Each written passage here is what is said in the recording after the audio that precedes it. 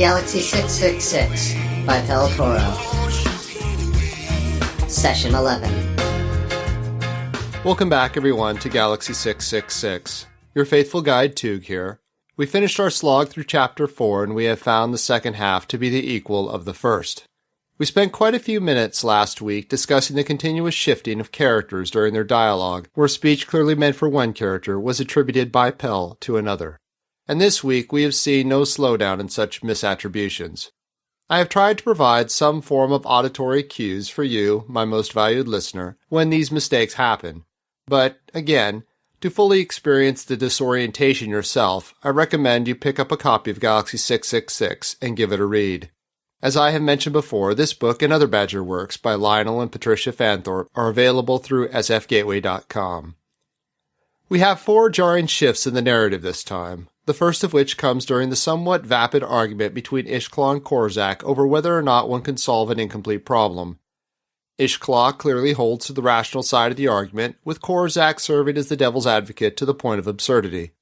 The exchange between our two characters is actually quite humorous, and one cannot help but assume that Pel had intended it that way.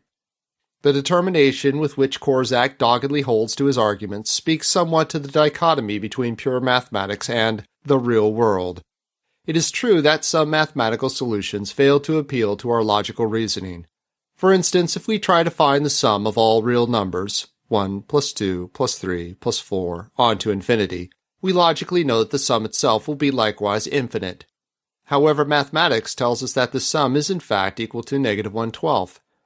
As ludicrous as that sounds, it does come up in the realm of physics, and is no more illogical than the thought experiment of Schrödinger's cat, which posits a cat that is both alive and dead at the same time, as an analogy to explain the wave-particle nature of the photon. Once we reach the end of this diatribe, Ishklaw confesses that he feels less like a problem expert and more like a frightened child. What is actually frightening him is somewhat of a mystery, but in the next sentence his cohort commiserates with him, saying, "I know how you feel." And who is trying to cheer up Ishklaw? It is Ishklaw himself. And as Ishklaw then goes on to reminisce about the Neophyte Star School, we again wonder if Pel simply got the name wrong. In this instance, he may have. As the discussion inexplicably turns to the cost for long-distance phone calls, we have no additional speaker identification until we reach the comment, "You're right, of course," which is spoken explicitly by Ishklaw, who, of course, is not the person who should be speaking the line if we follow the discussion logically. So in this case, it would appear that Pel simply got the name wrong earlier on, except for one fact. In that same line, Ishklaw makes the note, "You talk about more data." But it was Ishklaw himself, at the beginning of the last reading, who noted the need to get more data, so it makes sense that this second character shift is wrong, and that it should be Korzak who is speaking. This then, of course, does nothing to help resolve the earlier slip. The third error in character speech comes just 6 lines later when Korzak says, "Let's assume that we took a portable data receiver." Even though it is attributed to Korzak, it makes more sense that Ishklaw speaks the line, as Ishklaw was the one to introduce the idea of bringing the computer to Galaxy 666. Then, just a few lines further on, we have another violation of the logical flow of dialogue. The line consisting only of, "Agreed," is attributed to Ishklaw. So the next line should be Korzak's, then Ishklaw's, and then Korzak's again, except, no wait, the fourth line along is attributed to Ishklaw. If we look further down to try to make sense of who is saying what, we realize there is no hope, and at this point simply throw our hands in the air and give up. In Chapter 4, we have 7 unintended shifts in narration in a span of only about 8 pages. The idea of determining which character is suggesting what becomes a pointless venture, and we are left to take stock of the chapter as a whole.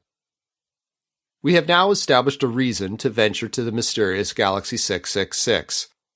Having only meaningless and seemingly random collections of anecdotal evidence as to the nature of Galaxy 666, our 2 drunk problem solvers elect to go themselves to the galaxy, or more specifically, to the apocryphal planet on its fringe, with some kind of data collection and storage unit.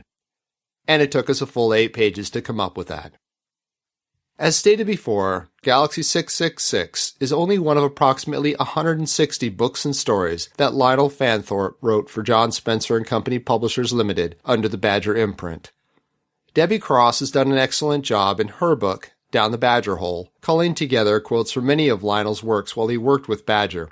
And we part today with a bonus quote from a book called Reactor XK9, which Lionel wrote under the nom de plume of John E. Muller in 1960. The cover blurb reads, "The man they had rejected came back to rule the nuclear age." The quote is, "It sounded like a strange blend of science fiction and the supernatural. Both of these genres had been favorite readings in the days, long since, when he had had time to read. Fanthorpe had been his favorite author." Next week, we move into Chapter 5 and meet our final two central protagonists as we chase after our favorite author through Galaxy 666. Here ends Session 11.